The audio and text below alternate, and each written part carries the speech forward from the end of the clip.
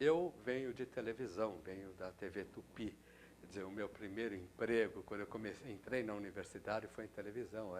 Fui editor de telenovelas, depois diretor de externos, etc.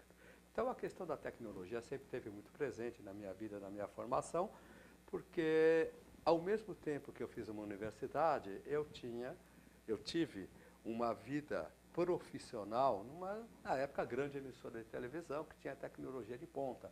Então, eu sempre soube como fazer as coisas. Quando eu vim para a universidade, na verdade, a universidade foi fantástica para mim, no sentido de pensar, de ler, refletir. Os professores me fizeram ler muita coisa. Daí para frente, o que aconteceu na minha trajetória, o tempo inteiro, foi unir essas duas coisas. Eu procurei escrever sempre sobre a experiência que eu estava vivendo, nos movimentos sociais, na TV dos Trabalhadores, Sindicato dos Metalúrgicos, Partido Político, depois no Comitê de Cineastas da América Latina, quer dizer, em todos os espaços que eu atuei, dentro de uma militância na produção de programas e também na discussão de políticas públicas, eu sempre procurei fazer uma reflexão teórica. Então, se você avaliar o que eu escrevi de 1980, né, quando eu comecei a produzir até recentemente, você vai ver que eu sempre procurei unir as duas coisas. Então, eu me considero um profissional de vídeo, um radialista, né, que está dando aula na universidade também com uma forma de complementar a minha própria vida. Mas eu não consigo dissociar, para mim é muito difícil apenas dizer como é que as coisas deveriam ser.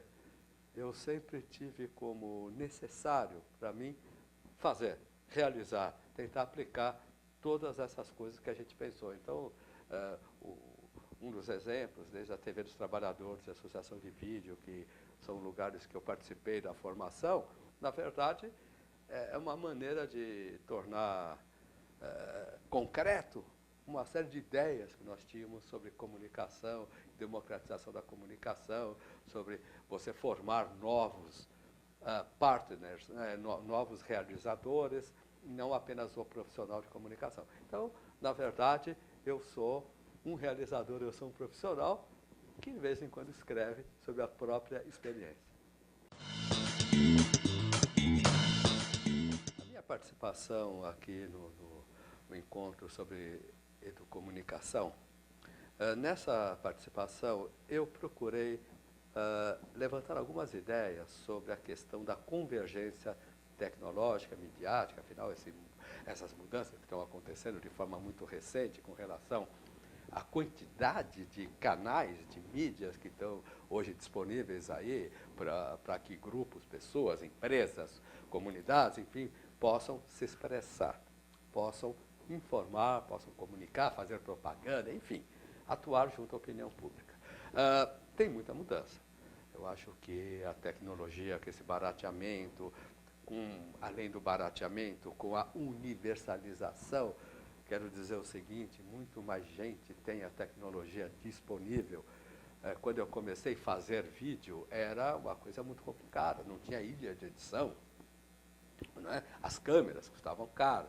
Então, hoje, praticamente com telefone, né, celular, com uma máquina fotográfica muito barata, você consegue gravar e softwares de edição não linear gratuitos. Então, mudou muito a apropriação da tecnologia por uma nova geração que está chegando. Então, hoje nós temos jovens que não é mais segredo a questão do YouTube, a questão de Photoshop, de pequenos softwares, de softwares de edição, são coisas já presentes na vida, e mesmo que os jovens não conheçam, eles aprendem muito rápido. Então, essa mudança está fazendo com que a gente não consiga responder na mesma velocidade a tudo que está acontecendo na área tecnológica. As empresas, os fabricantes, o pessoal que desenvolve redes, software, estão muito mais avançados, quer dizer, as coisas estão caminhando muito rápido, e nós que estamos preocupados com a educação, com a comunicação, a gente fica pensando projeto a reboque. Então, o que nós observamos até nesse encontro, a quantidade de projetos de rádio, de vídeo, alguns de vídeo, jornal, Quer dizer, que são coisas, entre aspas, mais antigas, mas que agora começam a ser utilizadas de uma maneira mais consistente. Quando, na verdade, nós já temos tecnologias bem mais, hoje, eu posso dizer, mais modernas, que podem conviver com essas mais tradicionais.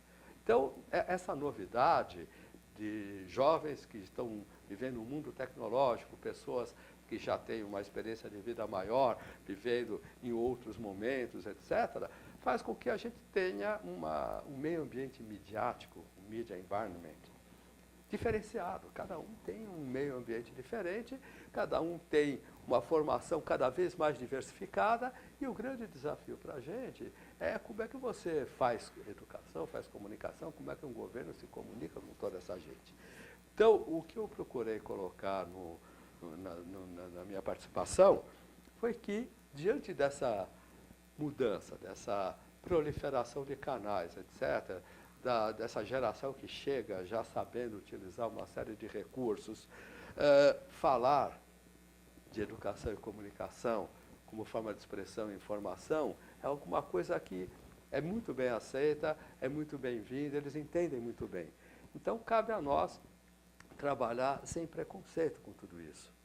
Com isso eu quero dizer que a apropriação da tecnologia, saber fazer, não depender de ninguém, de um técnico, de um mediador, é fundamental para você trabalhar com livre expressão, com criação.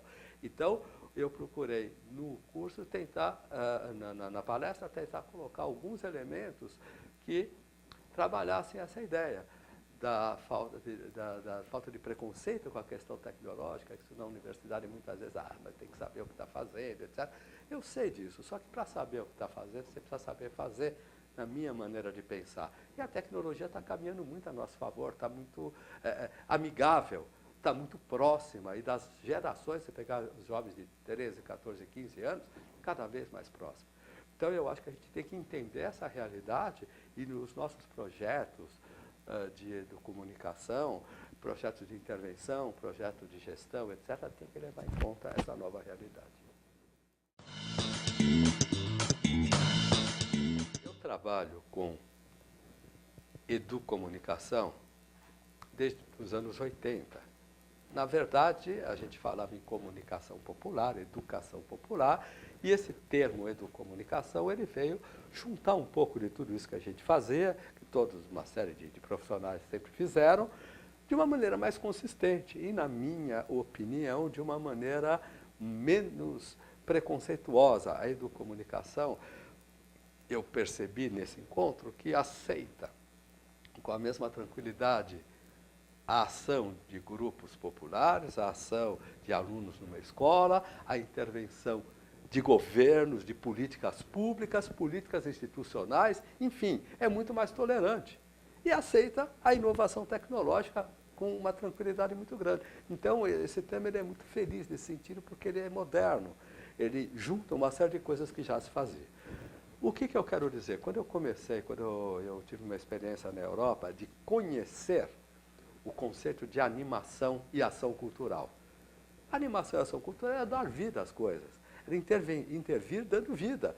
Quer dizer, mesmo que você fosse estranho a uma comunidade, eu não preciso viver numa aldeia de índio para poder fazer um trabalho junto com os índios. Então foi isso um pouco que eu aprendi na Europa.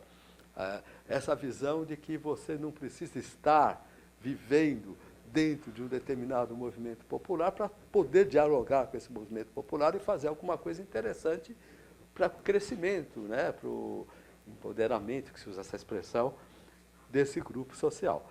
Então, quando eu voltei da Europa, eu voltei com essas ideias e procurei aplicar imediatamente. Eu tive um convite para trabalhar no Sindicato dos Metalúrgicos de São Bernardo, e lá nós participamos da criação da TV dos Trabalhadores, que era o conceito de fazer televisão com intervenção política, com educação sindical, enfim, uma série de ações dentro da lógica do sindicato. E depois isso foi se ampliando, a própria TV dos Trabalhadores foi crescendo e foi dialogando com outros setores de educação, das ciências políticas, enfim, vários outros aspectos. Então, isso foi uma primeira ação A segunda foi a organização, eu participei da organização e da criação da Associação Brasileira de Vídeo Popular, que fazia exatamente um outro aspecto desse trabalho, que era de sistematização e distribuição de vídeos.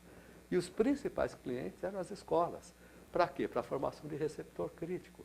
Eles queriam um vídeo diferente sobre a questão da água, com um olhar diferenciado, não o olhar de uma emissora de TV.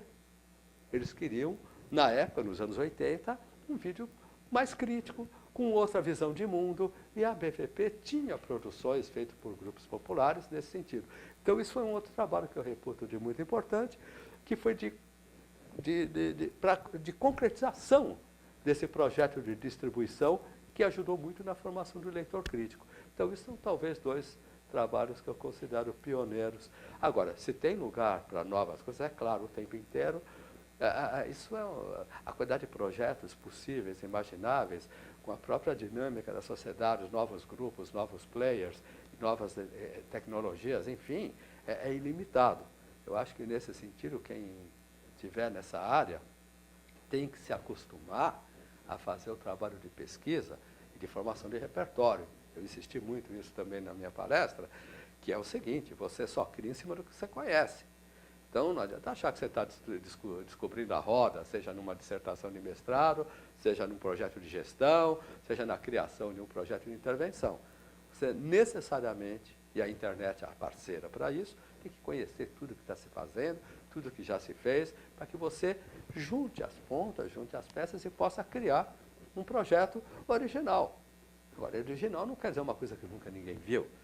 Muitas vezes uma coisa é nova naquele momento. Não era nova nos anos 80, mas hoje ela é recolocada de uma maneira diferente. Então, ela é nova hoje, tem novas perspectivas, novos elementos. Então, eu acho que, nesse sentido, é absolutamente ilimitado o espaço para novas experiências.